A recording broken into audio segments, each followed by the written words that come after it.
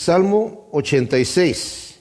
Después de estar leyendo algunos de los salmos de Coré, hay otro más que es el 87. No necesariamente dijimos que esos salmos de Coré sean ellos los autores, pero que se los entregaron a ellos. Ellos eran los que estaban a cargo en el templo de las puertas, pero también eran cantores. Y esta es una oración de David que está aquí en medio de todo esto. Muchos de los salmos que están aquí se dice que son de los hijos de Coré. No necesariamente eran, como dije, de los hijos de Coré. Algunos creen que son de David, que se los pasó a los hijos de Coré. Como sea el asunto, sabemos que el autor es el Espíritu Santo de estas cosas. Aunque a veces conviene saber el autor en el sentido de entender más o menos el trasfondo bajo las circunstancias que está sucediendo el Salmo.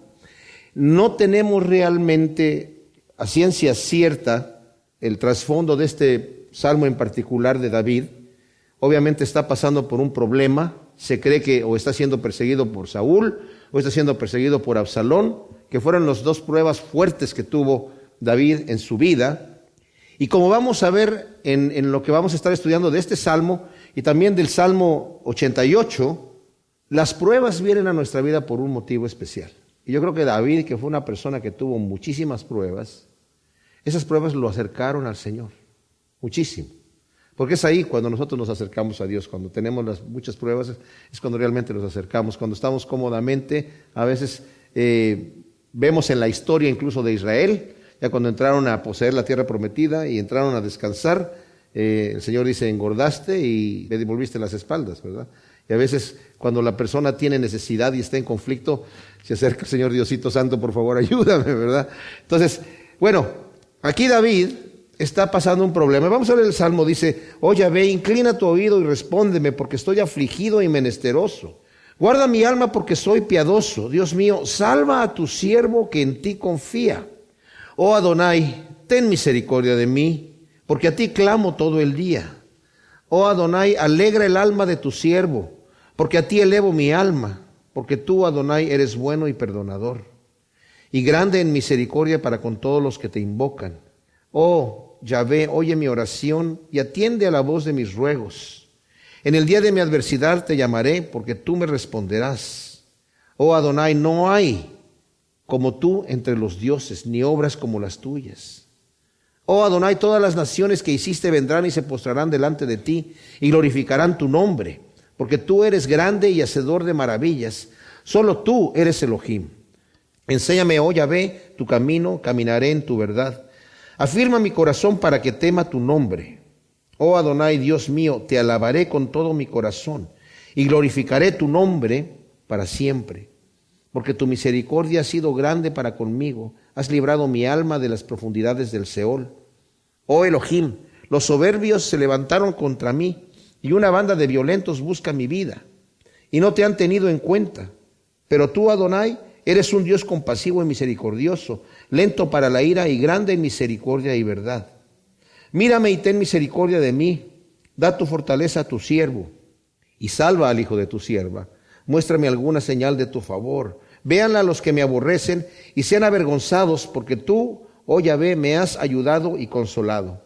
Una de las cosas que vemos nosotros en el rey David, realmente Israel con el rey David tenía un rey perfecto, digamos, en el sentido, claro, era un pecador David y cometió un pecado muy gravísimo con la mujer de Urías y con Urías mismo, ¿verdad? Que eso está ahí en la Biblia para que sepamos que David fue un hombre pecador del cual Dios tuvo misericordia. Pero la Escritura dice que anduvo David, no se apartó ni a derecha ni a izquierda, andando en los caminos de Dios, excepto en esa situación de Urías, de la mujer de Urías. Pero el detalle que vemos nosotros con David era un rey que el Señor escogió, que era un hombre conforme al corazón de Dios.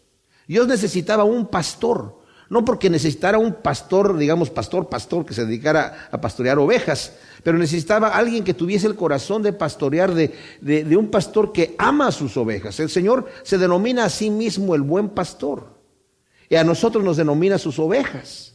Porque si nos damos cuenta, los pastores a las ovejas las cuidan, porque la oveja no puede cuidarse sola. La oveja está creada por el Señor para que dependa del hombre, si no se muere. Y la oveja tiene que estar dependiendo del hombre, tiene que tener un pastor. Y realmente David era un rey que hizo prosperar el reinado de una manera impresionante. Pero ¿saben qué? El pecado es pecado. Y las personas nunca están contentas, no importa cuánto Dios bendiga. Siempre va a haber el momento de poder buscarle. Satanás siempre va a entrar y va a empezar a manipular los sentimientos carnales de la gente para volverse en contra. Y David aquí vemos que está siendo perseguido por su misma gente. Tenía persecución dentro de, ya cuando estaba como rey. Olvidémonos de lo de Absalón, que eso también fue algo que sucedió y que fue como el colmo. Al final fue lo que al final explotó la situación. Pero había gente inconforme con David. Antes de que Absalón se rebelara contra David, la gente venía a ver a David para algún juicio y Absalón le decía: ay, pues es que mi papá está muy ocupado, ojalá yo fuera rey y yo te atendería. Y se empezó a ganar el corazón de la gente. De manera que cuando Absalón ya se rebeló contra David, todo Israel estaba a favor de Absalón. Todo Israel estaba a favor de Absalón.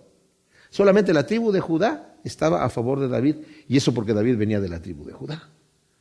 Pero fue increíble.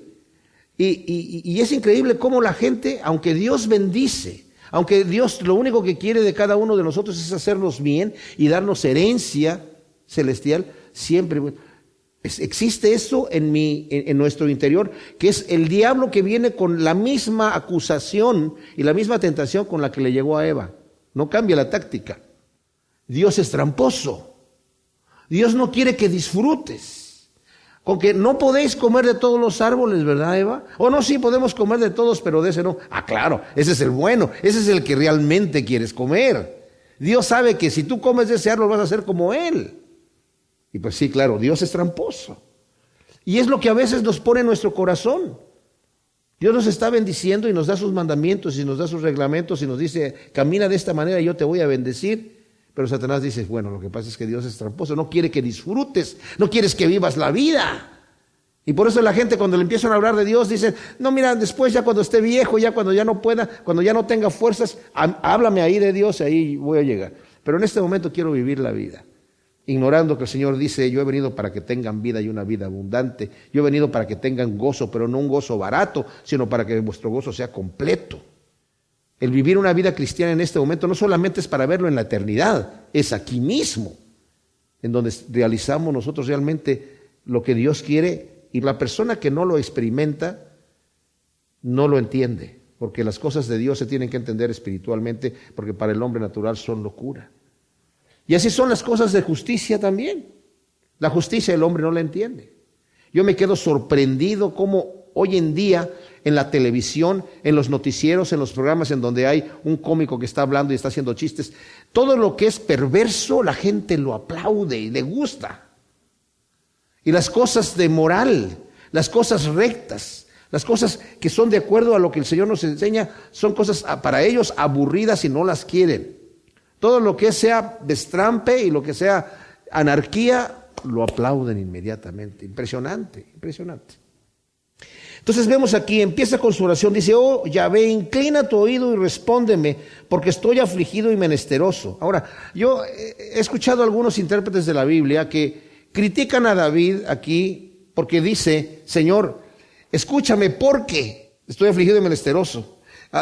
El versículo 2, porque soy piadoso. El versículo 3, porque a ti clamo todo el día. El 4, porque a ti elevo mi alma. Porque tú, Adonai, eres bueno y perdonador. O sea, ¿por qué y por qué y por qué? Porque tú me responderás.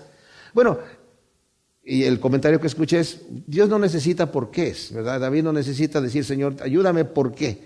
Pero veamos los porqués que está diciendo. O sea, no son un porqué que le está diciendo al Señor: Señor, porque yo tengo el derecho. No, inclina tu oído y responde: porque yo estoy afligido y menesteroso. O sea, realmente está diciendo, la otra palabra es: estoy pobre.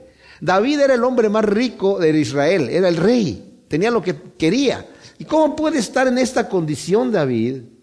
Pues está afligido, está delante de Dios, y cuando el Espíritu Santo, mis amados, nos redarguye nuestro corazón, cuando tenemos ese momento donde pasamos a solas delante de Dios haciendo un examen de conciencia en nuestro corazón, el Espíritu Santo nos redarguye de pecado. Y es el momento donde hay que quebrantarnos delante del Señor. Y el Señor escucha nuestro quebrantamiento. Y es un quebrantamiento para sanidad, en donde nosotros abrimos nuestro corazón y el Señor nos dice que entremos a cuentas con Él. Saben que el Señor le dijo a Pedro, ¿verdad? No necesitas que yo te lave la cabeza ni las manos porque ustedes ya están limpios, solamente los pies. Bueno, nos seguimos ensuciando, mientras caminamos en este mundo nos seguimos ensuciando los pies. Y es el momento en donde llegamos, tal vez en la noche, tal vez en un momento de meditación, en donde el Señor nos va a lavar los pies nuevamente, de la contaminación que tuvimos durante el día. Pero es hermoso momento. Y aquí dice, Señor, inclina mi oído, tú eres mi Dios, y obviamente es lo correcto que yo, que soy hechura tuya, venga a ti, mi Dios, a pedirte. El Señor dice, pedid y recibiréis. Es correcto pedir porque es Dios, Él es el proveedor, es Yahvé Jireh, el que da, nuestro proveedor. Estoy afligido y menesteroso. Guarda mi alma porque soy piadoso. Dios mío, salva a tu siervo que en ti confía. Ahora, no está David aquí haciendo alarde de santidad como algunos creen, porque está diciendo, porque yo soy piadoso, Señor, ayúdame. No. Lo que está diciendo es que, Señor, yo me he apartado para ti. Y si la Biblia habla que el Señor cierra su oído al que no es piadoso, cierra su oído al pecador, al injusto, no lo escucha. En otro salmo que ya estudiamos dice David, si yo hubiese guardado iniquidad en mi corazón, tú no me escucharías. Él sabe. Dice, pero yo soy piadoso. No quiere decir que no tiene problema, porque en un momento más va a confesar que es pecador. Y va a confesar que necesito de tu misericordia y de tu perdón. Pero esto quiere decir, Señor, yo estoy tratando de hacer tu voluntad. Y mis hermanos, esto es importante porque una de las acusaciones que el diablo nos trae muy frecuentemente es ¿con qué cara te vas a parar delante de Dios ahora después de que ya lo volviste a hacer? Y le dijiste que no lo ibas a hacer. ¿Y con qué cara te vas a presentar delante de Dios? Y a veces entramos en el síndrome de Judas, de que pues sí, yo ya no tengo remedio, mejor voy y me ahorco.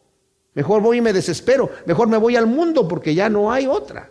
Yo conozco gente así, cristianos, que ya se dieron por vencidos, que ya dicen, yo no, ¿para qué? Si yo ya le prometí al Señor muchas veces y ya no puedo, no puedo, pues tú no puedes, pero Dios sí puede. ¿Y cómo puedes darte por vencido? Acércate al Señor, sé como David, que decía, yo de aquí no me voy, Señor, yo voy a clamar a ti hasta que tú me respondas. Soy piadoso, y luego dice, Dios mío, salva a tu siervo que en ti confía. Y muchos de los eruditos bíblicos, salva lo toma no solamente como salvar de un peligro, sino de salvación. Sálvame, Señor, necesito que me salves. Luego dice, oh Adonai, ten misericordia de mí, porque a ti clamo todo el día. Como dije, esta no es la razón por la cual Dios va a tener misericordia de David, solamente porque está clamando a él todo el día, pero es una de las razones que él está diciendo, Señor, estoy clamando a ti todo el día. Ten misericordia de mí. Y el Señor nos enseñó a nosotros ahora, en la revelación que tenemos cuando el Señor vino y habló entre nosotros y dio esa parábola de la viuda y el juez injusto, y dice, para que estén permaneciendo en la oración y no desmayen. Esa es la enseñanza. Así que está bien, Señor, yo estoy clamando a ti todo el día. Oh Adonai, alegra el alma de tu siervo, porque a ti elevo mi alma. Mi problema, Señor, le está diciendo David, no es tanto físico, no es económico, es mi alma. Yo necesito, Señor, tener en ese momento, sentir que tu Espíritu Santo en mi conciencia me ha perdonado, me ha tocado, me ha librado. Porque tú, Adonai, eres bueno y perdonador. Ahí está, en donde vemos que Él está, aunque dice que es piadoso, pero Él, de alguna manera, Señor, tú eres perdonador y tú me vas a perdonar de mi pecado. Y grande en misericordia para con todos los que te invocan. Justamente, o sea, está Él diciendo, Señor, ten misericordia de mí porque tú eres perdonador. Oh Yahvé, oye mi oración y atiende a la voz de mis ruegos, por favor. En el día de mi adversidad te llamaré porque tú me responderás. Hasta este versículo 7 tenemos esta oración pequeña de David, pero potente. En el día de la adversidad yo voy a buscar de ti. Y a mí me maravilla de David que él teniendo muchos recursos, siempre acudía al Señor, en vez de confiar en sí mismo. Una sola vez cometió el error de querer confiar en sí mismo, y antes de poder confiar en sí mismo, mandó hacer un censo de cuántas personas tenía para su ejército, cuántos eran mayores de 20 años y que sacaran espada para poder salir. Y tal, le pareció tan terrible eso a Joab, que Joab dijo, oye, que Dios te multiplique y que te dé mucho más pueblo, pero no me hagas hacer este gran pecado, porque lo sentían como pecado. No que tomar un censo sea pecado, porque el Señor mandó a Moisés hacer un censo y también Josué hizo otro censo. Pero el detalle es que en el caso de David era porque David quería confiar en su fuerza militar, en vez de confiar en el Señor, y el Señor le envió un castigo. Pero David, por lo general, recurría al Señor en vez de confiarse en sus propios recursos. Por eso dice, en el día de la adversidad, ¿qué voy a hacer? Te voy a llamar a ti, Señor. No voy a llamar que me ayude fulano de tal, ni que me ayude perengano, a ti. David ya tenía la experiencia. ¿Qué mayor adversidad de estar presentándose delante del gigante Goliat cuando era un muchacho? ¿Verdad? Tanto así que Goliat, cuando lo vio, lo menospreció y lo insultó en nombre de sus dioses, y le dijo, muchachito, te voy a matar y voy a dar tu carne a las aves del cielo. Y le dijo David, no, Señor, el que te va a matar soy yo, y voy a dar no solamente tu carne a las aves del cielo, sino la de tu ejército que está ahí atrás también. Y así fue. Dice, tú vienes a mí con jabalina, con espada, con escudo, yo vengo a ti en el nombre de Yahvé de los ejércitos, a quien tú has insultado, y él te va a entregar en mi mano y yo te voy a cortar la cabeza. O sea, le profetizó su muerte y le pasó, que David era profeta. Era profecía a corto plazo. Oh Adonai, no hay como tú entre los dioses. Ahora vemos el reconocimiento de David. ¿Por qué David se acerca al Señor? ¿Por qué tiene la confianza de acercarse hacia el Señor? Y esto es importante que nosotros lo sepamos. ¿Por qué nosotros podemos tener confianza? Y acaba de decir, tú eres perdonador, tú eres misericordioso, eres amoroso, Señor. Alegra mi alma, Señor, yo clamo a ti todo el día. Tú me vas a responder. Y luego observa el poder de Dios. Oh Adonai, no hay como tú entre los dioses, ni obras como las tuyas. O sea, tú eres todopoderoso, no hay nada imposible para ti.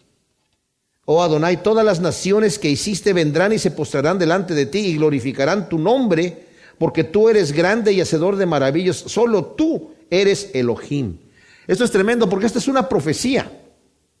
David está hablando aquí, al fin del tiempo, es cuando todas las naciones van a venir, como dicen los profetas también, Isaías y Jeremías, y como lo vemos también en el Nuevo Testamento, que toda rodilla se va a doblar y toda lengua va a confesar que Jesús es el Señor, para la gloria de Dios Padre. Pero va a ser al final del tiempo, cuando sus enemigos estén por estrado de sus pies. Eso va a suceder. Y luego aquí, me encanta este versículo 11 y 12. Enséñame, oh Yahvé, tu camino, caminaré en tu verdad. Afirma mi corazón para que tema tu nombre. Es importantísimo. O sea, no solamente está pidiendo, enséñame tu camino, Señor, que es importante conocer el camino. David decía, me encanta meditar en tu ley. ¿Qué ley tenía David en la mano? Pues lo único que tenía en la mano era el Torá, el Pentateuco, no tenía otra cosa. Las profecías de los mayores profetas que están aquí se escribieron después. Y con eso meditaba en los estatutos que el Señor había dado al pueblo de Israel y se gozaba en ver que los mandamientos de Dios son mandamientos de verdad, mandamientos buenos, mandamientos, y meditando en eso se gozaba. Y dice, Señor, enséñame tu camino y caminaré en tu verdad. A su hijo Salomón le dijo David, antes de partir, antes de morir, lee la palabra y sométete al Señor, y si te sometes a sus mandamientos que están aquí escritos, Él te va a bendecir. Y el Señor también le dijo a Salomón cuando se le apareció, si tú guardas mis mandamientos y no te apartares de mi camino, yo voy a establecer tu reino para siempre. Pero al final Salomón se apartó y el Señor tuvo que dividir el reino de Israel. Pero aquí está diciendo, Señor, enséñame tu camino y yo voy a caminar en tu verdad. ¿Saben qué, mis amados? Una de las cosas que vamos a estar estudiando este domingo también, acerca de la obediencia, les digo una cosa. El Espíritu Santo nos da el poder para hacer lo que Dios quiere que hagamos, que nuestra fuerza no está. Como dice Pedro en su segunda carta, en el primer capítulo, a través del poder del Espíritu Santo y la naturaleza de la cual nos ha hecho partícipes, que es su propia naturaleza, viviendo en nosotros, somos capaces de vivir como Dios manda. Pero Dios nunca nos va a empujar. Hay algunos que dicen que la gracia de Dios es irresistible. No. La Biblia dice, cuidado que no dejes de alcanzar la gracia de Dios. Ten cuidado. La obediencia, mis amados, nunca el Señor va a torcer nuestra libre albedrío en la obediencia. El poder para vivir como Dios manda es de Dios. El poder para vivir una vida santa es de Dios. La obediencia es nuestra. Es nuestra. Entonces está diciendo aquí, enséñame tu camino y yo voy a caminar en tu verdad. Tú muéstrame que a donde quieres que yo vaya y entonces yo voy a obedecer, Señor. Y ya cuando doy el paso a empezar a caminar en el camino de Dios, no es por mi fuerza que estoy caminando, sino es por la fuerza de Dios. Pero la obediencia la tengo que tomar yo la decisión. Y luego dice, afirma mi corazón para que tema tu nombre. O sea, Señor, afírmame, hazme temer tu nombre. Qué bonita oración es decirle al Señor, Señor, ayúdame a aborrecer el pecado como tú lo aborreces. Observemos nuestras vidas, mis amados, en el espejo de la Escritura y en el espejo de la conciencia enfrentada al Espíritu Santo que vive en nosotros. Y diciéndole al Señor, como David también le dice, Señor, muéstrame los pecados que me son ocultos. Y decirle al Señor, Señor, ayúdame a aborrecer ese pecado que hay en mi vida como tú lo aborreces. Ayúdame a odiarlo como tú lo odias. Ayuda a que a mí me abomine como te abomina a ti. Afirma pues mi corazón para que tema tu nombre. Afírmalo, Señor, para que ande obedeciéndote a ti. Oh Adonai, Dios mío, te alabaré con todo mi corazón y glorificaré tu nombre para siempre. Porque tu misericordia ha sido grande para conmigo. Has librado mi alma de las profundidades del Seol. O sea, sabe David en ese momento, como casi muchos de los salmos de David que empiezan con un grito de angustia, terminan en gozo, ¿verdad? Y habla de la respuesta que el Señor ya le está dando a él ahí. Oh Elohim, los soberbios se levantaron contra mí. Una banda de violentos busca mi vida y no te han tenido en cuenta. O sea, ni siquiera han atendido que tú estás allí y que tienen que dar cuenta a ti. Pero tú, Adonai, eres un Dios compasivo y misericordioso, lento para la ira y grande en misericordia y verdad. Mírame y ten misericordia de mí. Da tu fortaleza a tu siervo y salva al hijo de tu sierva. O sea, tal vez David está diciendo, tal vez yo hubiera merecido, Señor, el castigo de que estos hombres se levantaran en contra mía por juicio a mis pecados, Señor, pero tú eres misericordioso. Y así eres compasivo y eres lento para la ira y grande en misericordia y verdad. Muéstrame alguna señal de tu favor. Véanla los que me aborrecen y sean avergonzados, porque tú, oh Yahvé, me has ayudado y consolado. Y este es como algo extra que David está pidiendo aquí en la oración. Señor, líbrame de los que me están persiguiendo, pero hazlo de tal manera que ellos se den cuenta que tú me estás librando. O sea, no lo hagas tan escondidas, ¿verdad? Sino, Señor, muestra que tú estás de mi parte, que tú me estás ayudando. ¿Por qué? Porque yo soy piadoso. Porque yo te estoy buscando. Y la palabra aquí también se puede traducir, la que está en el versículo 2, yo soy santo, que quiere decir, estoy apartado para ti, Señor.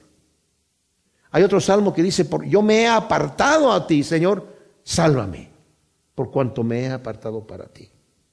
Salmo 87 es un salmo muy hermoso que dice, nuevamente, salmo de los hijos de Coré. Vale y cabe preguntar si este salmo lo escribió también David o fue los descendientes de Coré. Como dije anteriormente, no porque se diga que son los salmos de Coré, están escritos por Coré. Miren, el Salmo 88 dice, cántico, salmo de los hijos de Coré, al director del coro sobre Mahalat Leanot. ¿De quién está? Es este salmo, dice, pues de los hijos de Coré, pero abajo dice, masquil de Emán Esraíta. O sea, realmente el escritor es este Emán Esraíta, pero se los entregaron a los hijos de Coré para que lo canten los hijos de Coré. O sea que no hay contradicción en el autor ahí.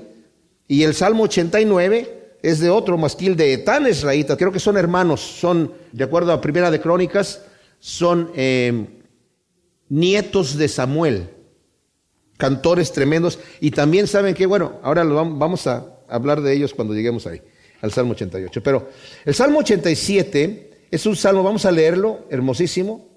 Es un cántico en donde están exaltando a Jerusalén.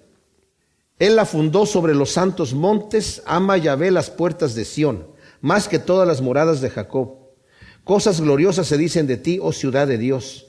Yo haré mención de Rahab y de Babilonia entre los que me conocen. He aquí Filistea, Tiro y Etiopía. Este nació allá. Y de Sión se dirá, este y aquel han nacido en ella. Y el León mismo la establecerá. Yahvé contará al inscribir a los pueblos, este nació allí. Entonces los que cantan y los que danzan dirán, todas mis fuentes están en ti. Es un salmo tan poético que está a veces un poquito difícil de entenderlo, ¿verdad? Así como lo acabamos de leer. Pero es un salmo que empieza hablando de la Jerusalén actual en aquel entonces y después se va a la Jerusalén celestial. La Biblia nos habla de una Jerusalén celestial. Nos dice que nosotros somos ciudadanos de la Jerusalén celestial. No solamente el apóstol Pablo nos habla de eso, sino también en el libro de Hebreos, aquellos que andaban buscando la ciudad celestial no quisieron aquí recibir las promesas, los que no las recibieron aquí buscaban una patria mejor, la celestial. Pero se nos habla de la Jerusalén celestial. En el libro de Apocalipsis también se nos menciona una Jerusalén, una nueva Jerusalén que va a descender con gloria, ¿verdad? Que el Señor la tiene preparada. Y nosotros somos ciudadanos de esa nueva Jerusalén. Pero aquí empieza él a hablar de la Jerusalén actual, que fue el lugar que el Señor escogió para poner allí su tabernáculo.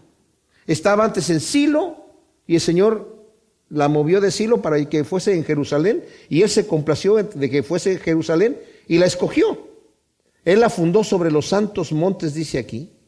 Ama Yahvé las puertas de Sión, más que todas las moradas de Jacob. O sea, el Señor escogió para su habitación.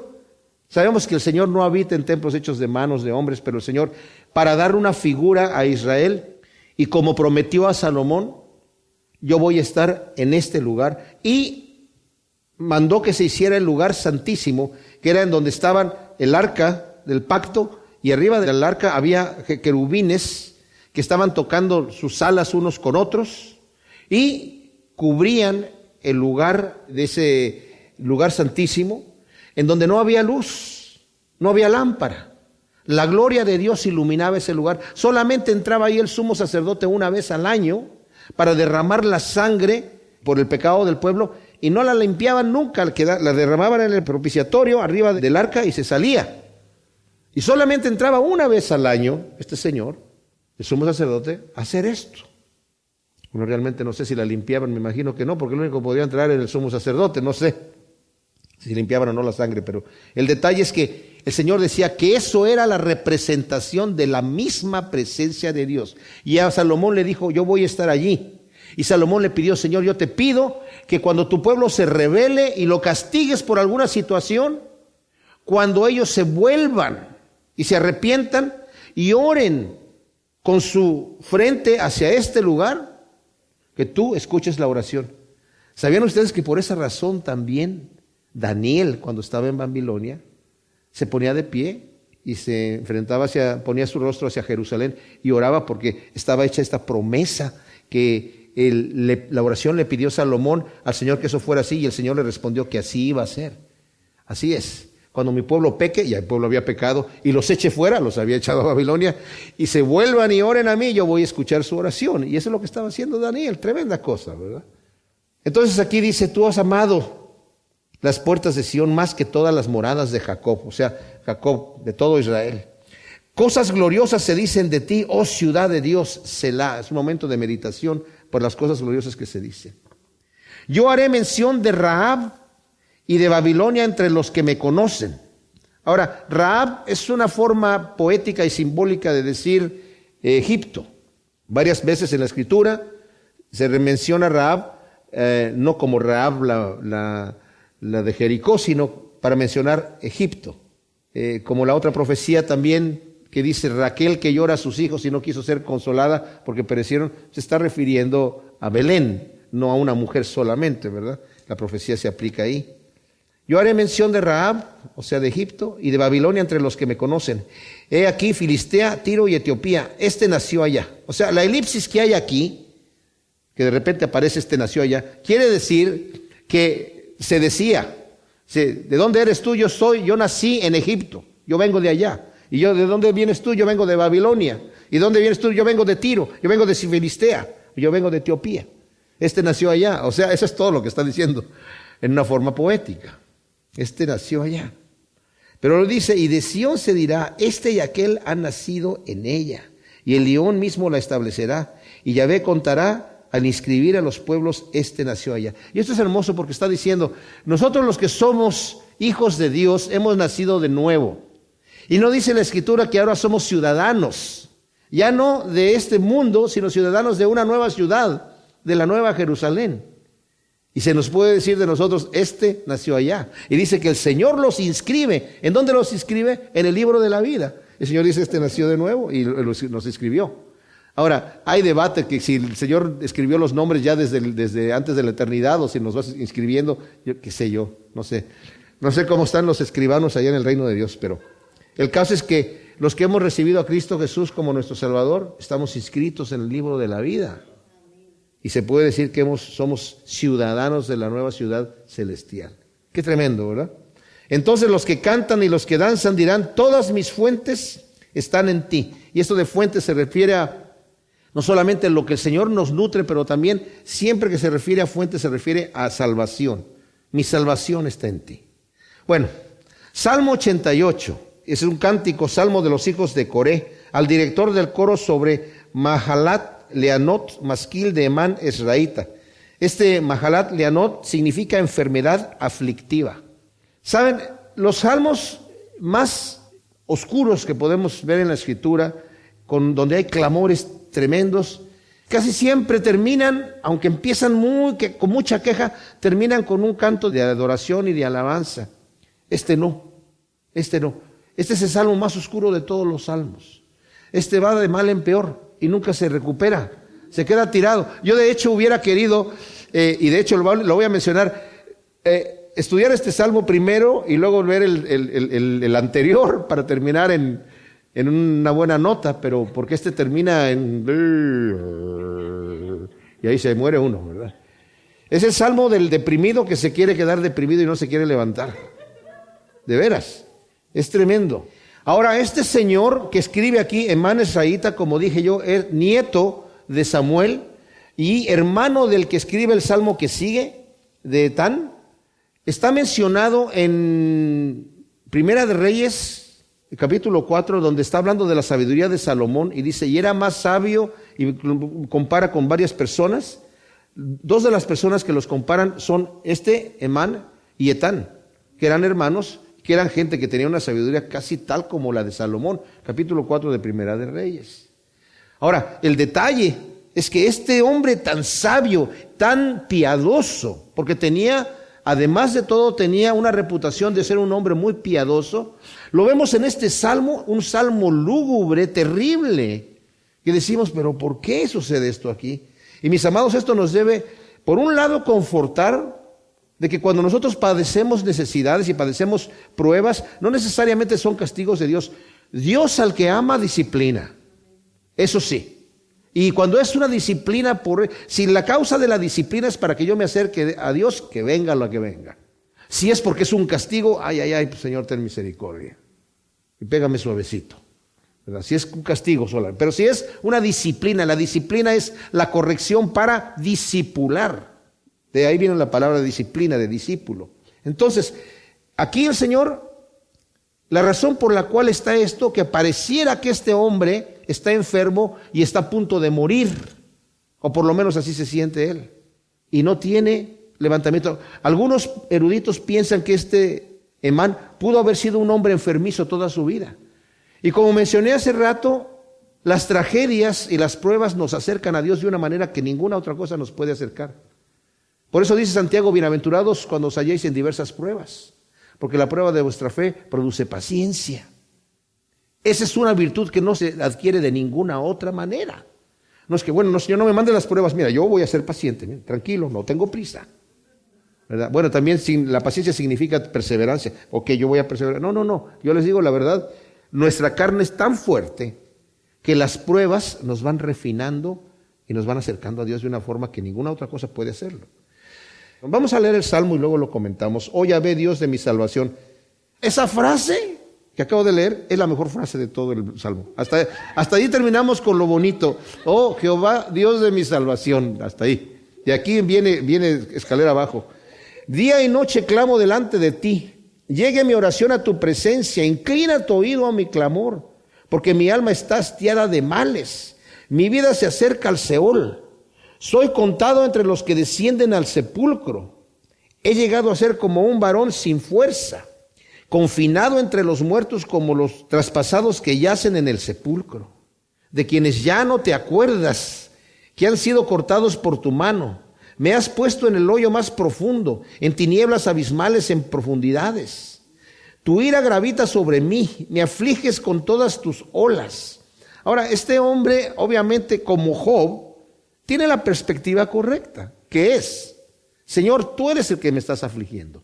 Porque aunque sabemos que en el libro de Job fue Satanás el que se presentó delante del Señor, y el Señor presumió acerca de Job, y le dijo: ¿ya viste a mi siervo Job, varón perfecto, recto, temeroso de Dios y apartado del mal? Claro, es que es varón perfecto y recto, es el hombre más rico de Oriente, le dijo Satanás. Lo tienes bendecidísimo, el tipo te sirve porque le conviene. Es un mercenario nada más, tú le pagas para que te sirva. Quítale lo que tiene y vas a ver si no te maldice en tu misma cara. Y el Señor le permite a Satanás que vaya y lo aflija, quitándole todo lo que es sus bienes. Le dijo: nada más no lo vayas a tocar a él.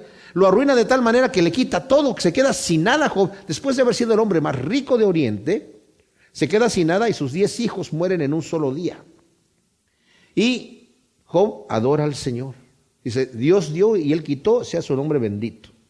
Y después se vuelve a presentar Satanás delante de Dios. Y le dice el Señor: ya viste a mi siervo Job, varón perfecto y recto, temeroso de Dios y apartado del mal, que aún aunque tú me incitaste a hacerle daño, mantiene su integridad. Sí, lo que pasa es que está sano. Cualquier hombre daría todo lo que tiene por su salud. Deja que lo toque en su carne y vas a ver si no te maldice en tu misma presencia. Y el Señor le dice: ok, nada más no lo vayas a matar. Esa era la única prohibición que tenía Satanás. Y le dio de todo a Job. Pero Job mantuvo su integridad. De cualquier manera, Job en su queja dice: Dios es el que me ha enviado todo esto. Él no le eche la culpa a Satanás, porque al final Dios es el que permite que las cosas sucedan. Aunque sea un mensajero de Satanás o Satanás mismo, es Dios el que permite. Miren, Pablo habla de una revelación que tuvo y dice que subió al tercer cielo y el Señor le mostró cosas inefables que no es permitido al hombre expresar. Dice: pero para que la multitud de las revelaciones no se me subieran a la cabeza, el Señor me envió un mensajero de Satanás. ¿Cómo está eso? ¿El Señor envió un mensajero de Satanás? Sí, el diablo le sirve al Señor. El diablo le sirve al Señor también. Para que me abofetee, y yo le dije: Señor, por favor, quítalo. Y me dijo: bástate mi gracia. Mi poder se manifiesta en la debilidad. Y Pablo dice entonces: mientras sea así, bienvenido. Y aquí está este hombre también diciendo como Job: Señor, tú estás en contra de mí. Ahora, lo que sí está equivocado es que dice: tu ira se ha encendido en contra de mí. Y no es por ira que el Señor envía las pruebas. Ahora nosotros tenemos ya la revelación. ¿Saben qué bendición, mis amados, que estemos nosotros en la revelación del Nuevo Testamento? Porque tan sabio que era este hombre, que se le podía comparar como Salomón, no tenía la revelación que nosotros tenemos de una vida eterna en Cristo Jesús, de que todas las cosas que nosotros padecemos aquí no se comparan con el peso de gloria que el Señor nos va a entregar en el reino de Dios. Eso ya lo sabemos. Este hombre no sabía, como nosotros sabemos, que todas las cosas ayudan para bien a aquellos que aman a Cristo Jesús. Bienaventurados los que padecen por causa de la justicia, porque su galardón va a ser grande en el reino de los cielos. Este hombre no lo sabía, pero nosotros sí lo sabemos. Y no es la ira de Dios, aunque así parece. Has alejado mis conocidos de mí, me has hecho repugnante para ellos. Estoy encerrado y ya no puedo salir. Oh, ya ve, los ojos se me nublan de pesar. Cada día te invoco y tiendo mis manos hacia ti. Dice: Señor, estoy desesperado. Y luego dice aquí: harás milagros por los muertos, se levantarán las sombras para darte gracias, o los muertos también. No sabía él, pero ¿saben qué? ¿Saben cuál es la realidad? Sí se van a levantar. Él no sabía esto. O tal vez en su dolor tan grave lo ignoraba. ¿Saben qué, mis amados? Estaba yo leyendo a Spurgeon. Spurgeon era un hombre, un pastor tremendo, enfermizo, muy enfermizo. Murió muy joven, pero tremendo predicador. Y él está hablando y dice: cuando una persona está enferma, la gente se aburre de verlo enfermo. La gente que esté sana ya se aburren de verlo. Otra vez está ahí con su achaque. Y como que lo hacen a un lado ya, cuando si se trata de divertirse, mejor lo dejamos por allí. Dice: ya, tranquilo, hombre, ya tu dolor ya es antiguo. Dice: pero el que esté enfermo no siente ningún alivio. No es porque es que he sufrido toda mi vida y ya no tengo ningún dolor. No, al contrario, se pone más desesperado. Y así está este hombre. Estoy todo el tiempo así, ¿verdad? Y los que pasan ahí alrededor, este tipo se queja toda la vida. Sí, es que no tiene alivio. Y el Señor ha escogido que algunas personas vivan así. Así es. ¿Cristianos? Sí, cristianos. Yo conozco cristianos con enfermedades tremendas que han orado al Señor para que les quite sus enfermedades y el Señor no ha querido. Pero para mí esos son verdaderos héroes porque mantienen su fe. No se dan por vencidos. No le tiran el puro al Señor a decir, pues si no me quitas la enfermedad, entonces, ¿para qué estoy aquí? Al contrario, están ahí. Y los problemas que tengamos, mis amados, por los cuales estamos nosotros pidiéndole al Señor, y el Señor todavía no nos responde, Él tiene su tiempo. Y que Satanás no nos venga a decir, es que tú no te mereces todavía que Dios te responda. No tiene nada que ver con eso. Los bendecidos no son los buenos, y los atribulados no son los malos. El Señor envía a todos como Él quiere y no sabemos, ¿verdad? Pero dice aquí, ¿se anunciará en el sepulcro tu misericordia y tu fidelidad en el lavadón? ¿Serán reconocidas tus maravillas en las tinieblas o tu justicia en la tierra del olvido? O sea, ya en el sepulcro. Por supuesto que sí. Va a llegar el día en donde toda rodilla se va a doblar y toda lengua va a confesar que Cristo es el Señor. Y esa es en nosotros la esperanza, la resurrección de los muertos. Pero yo a ti, oh Yahvé, te pido auxilio. De mañana irá a tu encuentro mi súplica. Todavía está diciendo, voy a presentarme todos los días continuando suplicándote, Señor, pidiéndote. ¿Por qué, oh Yahvé, desechas mi alma y escondes tu rostro? Desde mi juventud he estado afligido y a punto de morir, fíjense. Y he soportado tus terrores, estoy desconcertado. No sé por qué Dios me envía lo que me está enviando. Y esa respuesta que Job tenía, yo quiero que Dios me conteste, ¿por qué Dios me envía esas pruebas? Quiero saber qué me va a decir, porque yo soy íntegro. Y el Señor se le aparece a Job.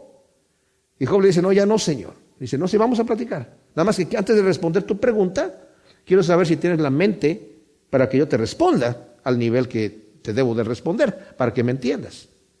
¿Cómo está la tierra suspendida en el espacio? ¿Por qué hice los animales que hice? ¿Por qué mide lo que mide la tierra? ¿Por qué hice yo las estrellas como están? ¿Por qué hice a un animal sin entendimiento como el avestruz? ¿Por qué hice piedras que nunca nadie las va a sacar? Y no puede responder ninguna de las preguntas de Dios. Dice, yo no sé, Señor, es que yo hablaba de lo que no entendía. Y el Señor no le responde a Job porque no puede responderle, porque Job no tenía la capacidad para que el Señor le respondiera, y como no le puede responder a este Señor aquí tampoco. Y muchas veces a nosotros tampoco. ¿Por qué envía, Señor, estas pruebas? Lo que sí sabemos es que cuando el Señor nos saca de la prueba y nos restituye, entendemos el porqué. Entendemos el porqué, porque vemos el beneficio en nuestra vida espiritual. Sobre mí ha pasado tu grande ira, tus terrores me han cortado, como aguas me rodean todo el día, a una me han cercado. Alejaste de mí a mis amigos y compañeros, y mi compañía son las tinieblas.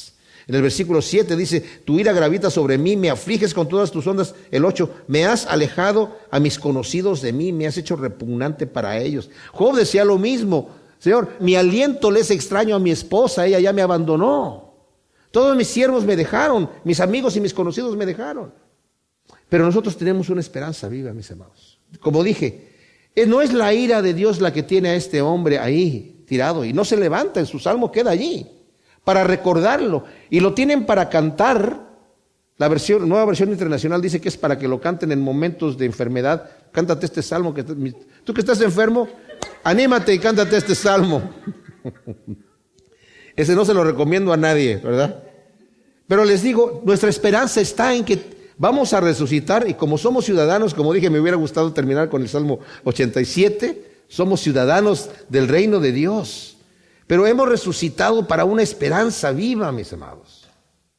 Dice aquí en Primera de Pedro, dice, bendito sea el Dios y Padre de nuestro Señor Jesús el Mesías, que según su gran misericordia nos hizo renacer para una esperanza viva por medio de la resurrección de Jesús el Mesías de entre los muertos, para una herencia incorruptible, incontaminada e inmarcesible, reservada en los cielos, para vosotros que sois guardados por el poder de Dios mediante la fe, para alcanzar la salvación que está preparada para ser manifestada en el tiempo postrero, en lo cual os alegráis grandemente. O sea, esa es la esperanza que tenemos nosotros, mis amados.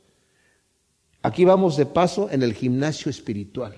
Y obviamente aquí a Emán le tocó un una prueba difícil, pero era un hombre muy piadoso y muy sabio, que yo les aseguro que esa sabiduría y esa piedad no la adquirió por andar disfrutando la vida nada más, sino por la aflicción que también padeció. El Señor tiene un propósito hermoso, no de ira, sino de amor, de misericordia y de bondad para cada uno de nosotros. Gracias, Señor, te damos por tu palabra. Te pedimos que la siembres en nuestro corazón y que podamos darte gracias en cualquier condición en nuestra vida, Señor. Así como David oró en esta oración que vimos de él, y empezó con una oración de un clamor y terminó glorificándote. Y como leímos el siguiente Salmo, el 87, en donde vemos la esperanza que tenemos, vemos a este Emán desesperado, Señor, y ¿cuántos de nosotros hemos pasado por estas situaciones en donde no nos podemos levantar y a veces ni siquiera nos queremos levantar? Pero tú siempre, Señor, llegas al rescate con palabras de auxilio. Gracias, Señor, porque hemos vivido en esta época en donde tenemos la revelación de tus promesas y la esperanza de una vida eterna, Señor, en ti. Gracias en el nombre de Cristo Jesús. Amén.